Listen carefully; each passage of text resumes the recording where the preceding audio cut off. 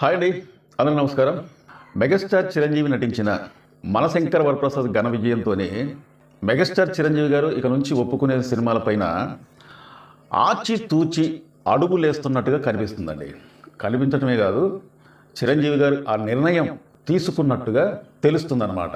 ఎందుకంటే గతంలో మొహమాటానికి వెళ్ళి అంటే ఏ సినిమా పడితే ఆ సినిమా అతనికి ఒకవేళ ఆ కథ నచ్చకపోయినా డైరెక్టర్లు వచ్చి అడిగినప్పుడు ఆ డైరెక్టర్లు ఏమన్నా బాధపడతారన్న ఉద్దేశంతోనే కొన్ని సినిమాలు ఒప్పుకోవటం వల్ల డిజాస్టర్కి గురయ్యాయండి. ఈ మధ్యకాలంలో వచ్చిన ఆచార్య సినిమా, రెండోది బోలా శంకర్.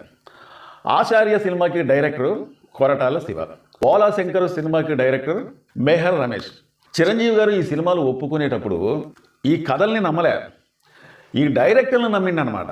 అంటే మంచి ఫామ్లో ఉన్న డైరెక్టర్లు ఒకవేళ ఈ సినిమా నేను చెయ్యనంటే వాళ్ళు ఏమన్నా ఫీల్ అవుతారేమో అన్న ఉద్దేశంతో ఆచార్య సినిమా అలాగే బోలా శంకర్ సినిమా కూడా ఒప్పుకోవాల్సి వచ్చిందనమాట. కానీ ఇక్కడ చిరంజీవి గారు ఇంత సీనియారిటీ ఉన్నా కానీ పప్పులో కాలేసిందనే చెప్పుకోవచ్చు అనమాట. ఎందుకంటే ఆ రెండు సినిమాలు ఫ్లాప్ అవ్వటం వల్ల చిరంజీవి గారి కెరియర్కి చాలా పెద్ద దెబ్బ వచ్చిందనమాట. కానీ బాబీ దర్శకత్వం వహించిన వాల్తేరు వీరయ్యతోని మళ్ళీ విజృంభించిందండి మెగాస్టార్ చిరంజీవి గారు. తర్వాత ఏ సినిమా అయితే బాగుంటుంది, ఎవరి దర్శకత్వంలో చేస్తే బాగుంటుంది, అసలు ఏ కథ ఒప్పుకుంటే బాగుంటుంది అని ఆ హిట్ తర్వాత మళ్ళీ చాలా గ్యాప్ వచ్చిందనమాట చిరంజీవి గారికి. కానీ ఎట్లయినా సరే 2026 సంక్రాంతి సందర్భంగా మళ్ళీ ఒక బ్లాక్ బస్టర్ హిట్ మూవీతో రావాలన్న ఉద్దేశంతోనే అనిల్ రావిపూడి దర్శకత్వంలో మనశంకర వరప్రసాద్ సినిమా స్టార్ట్ చేశారండి.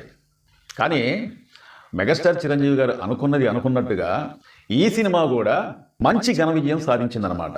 అయితే చిరంజీవి గారు మాత్రం ఒక కఠినమైన నిర్ణయం తీసుకున్నాడన్నట్టుగా తెలుస్తుందన్నమాట. అదేంటంటే ఇక ఎలాంటి డైరెక్టర్ అయినా సరే, ఎలాంటి కథ అయినా సరే అతను పూర్తిగా దాంట్లో ఇన్వాల్వ్ అయిపోయి ఈ కథ ఖచ్చితంగా బ్లాక్ బస్టర్ హిట్ అయింది అని ఒక నమ్మకం వచ్చిన తర్వాత మాత్రమే ఆ సినిమా ఒప్పుకుంటాడన్నట్టుగా తెలుస్తుందండి. అయితే ఇంకొక నిర్ణయం ఏంటంటే ఈ 2026 నుంచి, అంటే ఇంతకుముందు చిరంజీవి గారు ఒకప్పుడు ఏది చూడాలనుంది, గ్యాంగ్ లీడర్, హిట్లర్, బావగారు బాగున్నారా, ఈ సినిమాల టైంలో సంవత్సరానికి ఖచ్చితంగా ఒక 2 సినిమాలు మాత్రం చిరంజీవి గారి రిలీజ్ అయ్యాయి. అంటే 6 నెలలకు ఒకటి, 6 నెలలకు ఒకటి. ఈ 2026 నుంచి ఎట్టి పరిస్థితుల్లోనైనా సంవత్సరానికి 2 సినిమాలు విడుదల చేయాలని ఆయన గట్టి పట్టుదలతో ఉన్నట్టుగా తెలుస్తుందండి. ఒక అందుకు చెప్పాలంటే ఇది ఫ్యాన్స్కి ఒక మంచి శుభవార్త అని చెప్పుకోవచ్చు అనమాట. ఎట్లాగా ఈ సంక్రాంతి పండగకి మనశంకర వరప్రసాద్ సినిమా అనేది రిలీజ్ అయింది, మంచి ఘన విజయం సాధించింది. ఇప్పుడు 300 కోట్ల రూపాయలు దాటి 400 కోట్ల రూపాయలకి చెరువులో ఉందన్నమాట. అంతేకాకుండా ఈ వేసవి కాలంలో విశ్వంబర సినిమాతోని మరొకసారి విజృంభించడానికి ఈ సినిమా కూడా ఈ సంవత్సరంలోనే వచ్చి అభిమానులకి కనువిందు చేయనుందనమాట. సరే, ఈ సంవత్సరం వరకు ఈ 2 సినిమాలు అయితే ఉన్నాయి. మరి నెక్స్ట్ వచ్చే సంవత్సరం అంటే 2020కి ఏ సినిమాలు అతను తీయబోతుండు, ఏ దర్శకులతోని అతను సినిమాలు తీయబోతుండంటే బాబీ దర్శకత్వంలో ఈ నెల 25న సినిమా ప్రారంభించబోతున్నారన్నట్టుగా తెలుస్తుందండి. అంటే ఇవన్నీ వార్తలే. అంటే ఈ నెల 25వ తారీఖున ప్రారంభిస్తారో లేకపోతే ఫిబ్రవరి నెలలో ప్రారంభిస్తారు అనేది ఇంకా క్లారిటీ అయితే తెలియదు. కానీ ఒకవేళ ఈ నెలలో కానీ ప్రారంభించకపోతే ఫిబ్రవరి నెలలో మాత్రం ప్రారంభించే అవకాశాలు అనేది ఎక్కువగా కనిపిస్తున్నాయి అన్నమాట.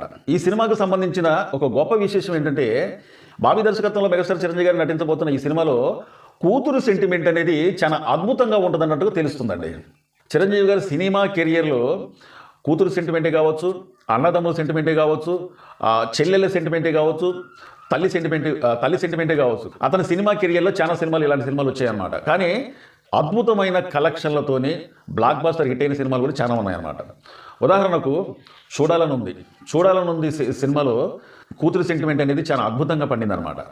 అంతేకాకుండా అన్నయ్య సినిమాలో కూడా రవితేజ గారు తర్వాత ఇంకొక హీరో ఇద్దరు కూడా చిరంజీవి గారి బ్రదర్స్గా అన్నయ్య తమ్ముళ్ళు అంటే ఏ విధంగా ఉండాలో ఆ సినిమాలో చాలా బాగా చూపించారన్నమాట.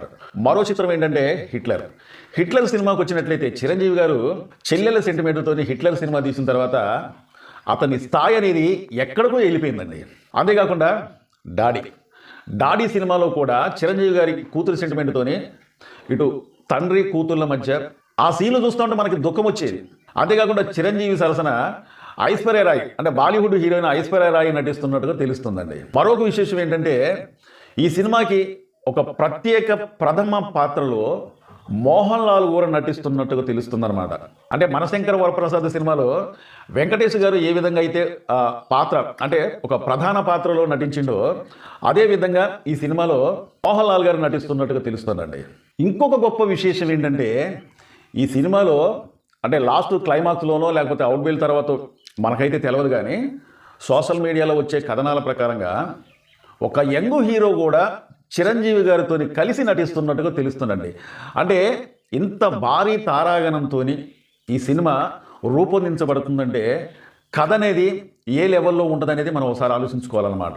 కానీ ఇక్కడ చిరంజీవి గారితో పాటు మోహన్ లాల్ గారు కూడా ఒక ప్రత్యేక పాత్రలో నటిస్తున్నాడంటే ఈ సినిమా చూస్తున్న కొద్దీ చాలా అద్భుతంగా ఉంటుందేమన్నట్టుగా అనిపిస్తుంది అనమాట. కానీ ఈ సినిమాకి వచ్చినట్లయితే యాక్షన్, ఎమోషనల్, సెంటిమెంట్ ఈ మూడు మాత్రమే. అంటే అక్కడక్కడ కొద్దిగా కామెడీ టచ్ అనేది ఉండొచ్చు, కానీ ఎక్కువ యాక్షన్, ఎమోషనల్ సినిమా మొత్తం కూడా ఉంటుందన్నట్టు తెలుస్తుంది అనమాట. చిరంజీవి గారు ఇంతకుముందు చేసిన తప్పులు చేసినట్టు కాకుండా ఇప్పుడు వచ్చే సినిమాలు ఏ సినిమాలైనా సరే ఆచితూచి అడుగులేస్తుండు, ఆచితూచి స్టోరీలు ఎన్నుకుంటుండు. అక్కడ డైరెక్టర్ బట్టు లేకపోతే కథ బట్టు కాదు, అది కథ ఒకవేళ ఇంక నచ్చినా నచ్చకపోయినా కొద్దిగా మోమాటానికి అతను ఎక్కువ అంటే మోమాటానికి పోయి కథలు ఒప్పుకోకుండా ఆ కథ పర్ఫెక్ట్గా అతనికి నచ్చిద్ది, ఖచ్చితంగా ఆ సినిమా హిట్ అయింది అని ఒక నమ్మకం వచ్చినప్పుడే ఆ డైరెక్టర్ ఎవరన్నా కావచ్చు, ఎంత పెద్ద డైరెక్టర్ అయినా సరే ఆ కథ ఖచ్చితంగా హిట్ అయ్యింది, బ్లాక్ బస్టర్ హిట్ అయ్యింది అని ఒక నమ్మకం వచ్చినప్పుడే కథలు ఎన్నుకుంటున్నట్టుగా తెలుస్తుంది అనమాట. సో ఇందాక చెప్పినట్టుగా చిరంజీవి గారు ఖచ్చితంగా అంటే ఎట్టి పరిస్థితుల్లోనైనా సరే సంక్రాంతి కావచ్చు లేకపోతే దసరా కావచ్చు ఏదో ఒక పండగ సందర్భంగా సంవత్సరానికి 2 సినిమాలు రిలీజ్ చేద్దామని ఒక కఠినమైన నిర్ణయం తీసుకున్నట్టు తెలుస్తున్నాడు. ఇది కఠినమైన నిర్ణయం కాదులే, కానీ ఖచ్చితంగా అతని సినిమాలు ఇంతకు ముందు కూడా అలాగే రిలీజ్ అయ్యాయి. సంవత్సరానికి ఎట్టి పరిస్థితుల్లో 2 సినిమాలు ఖచ్చితంగా విడుదలయ్యాయి అనమాట. ఇప్పుడు అదే రూట్ మళ్ళీ ఎంచుకున్నట్టు తెలుస్తుంది అనమాట. మరి 2020లో ఒక సినిమాకి బాబీ దర్శకుడు అయితే, అంటే రాబోయే సినిమాకి బాబీ దర్శకుడు అయితే, మరి అదే 2020లో ఇంకో సినిమా రావాలి కదా, ఆ సినిమాకి దర్శకుడు అని చెప్పేసి మీకు డౌట్ రావచ్చు. శ్రీకాంత్ వదిలతోని కూడా ఒక అద్భుతమైన కథతోని అతను రెడీగా ఉన్నట్టుగా తెలుస్తుందండి. అంటే నాకు తెలిసినంత వరకు ఈ బాబీ సినిమా షూటింగ్ అనేది సగం ఎప్పుడైతే పూర్తయిపోయిందో వెంటనే దర్శకుడు శ్రీకాంత్ వదిల సినిమాని ప్రారంభిస్తారనమాట. ఈ విధంగా చిరంజీవి గారు ఖచ్చితంగా ఎట్టి పరిస్థితుల్లోనైనా కానీ సంవత్సరానికి 2 సినిమాలు రావాలన్న ఉద్దేశంతోనే అతను ఒక మంచి ప్లానింగ్తోని మంచి కథలతోని అభిమానుల్ని ఆకట్టుకునే విధంగా అతని సినిమాలకి రాబోతాయండి. మరి బాబీ సినిమాకి సంగీత దర్శకుడు ఎవరని చెప్పి మీకు ఒక డౌట్ అనేది రావచ్చు. కానీ నాకు తెలిసినంత వరకు అయితే ఇంకా ఆ అప్డేట్ అనేది రాలేదు. కానీ కొత్త సంగీత దర్శకులకు చిరంజీవి గారు ఇంతకుముందు ఎన్నోసార్లు అవకాశం ఇచ్చారు. దేవిశ్రీ ప్రసాద్ అతను వచ్చిన కొత్తలో ఎక్కువగా ఎంకరేజ్ చేసింది చిరంజీవి గారే. మరి ఈ సినిమాకి సంగీత దర్శకుడు దేవిశ్రీ ప్రసాద్ కావచ్చు, లేకపోతే ఈ మధ్యలో సంగీత దర్శకుడు భీమ్స్ కావచ్చు, లేకపోతే ఏఆర్ రెహమాన్ అయినా కావచ్చు. సంగీత దర్శకుడు ఎవరనేది అప్డేట్ అనేది ఇంకా రాలేదు, కాబట్టి వచ్చినాక మరో వీడియోలో ఖచ్చితంగా చెప్తానండి. ఏది ఏమైనా మెగాస్టార్ చిరంజీవి గారు నటించబోతున్న సినిమాలు మొత్తం కూడా ఘన విజయం సాధించాలని చెప్పి కోరుకుంటూ, చాలా మంది మా వీడియో చూస్తున్నారు కానీ సబ్స్క్రైబ్ చేసుకోకుండా చూస్తున్నారంటే దయచేసి మీరు మమ్మల్ని సబ్స్క్రైబ్ చేసుకుంటే మమ్మల్ని ఎంకరేజ్ చేసేందుకు ఈ వీడియోపై ఒక లైక్ చేయండి, మీ అమూల్యమైన కామెంట్ తెలుపుతారని చెప్పి కోరుకుంటూ, మా వీడియో నచ్చితే సబ్స్క్రైబ్ చేసుకోండి. మరో మంచి వీడియోతో మళ్ళీ మేము ముందుకు వస్తాం. Thank you.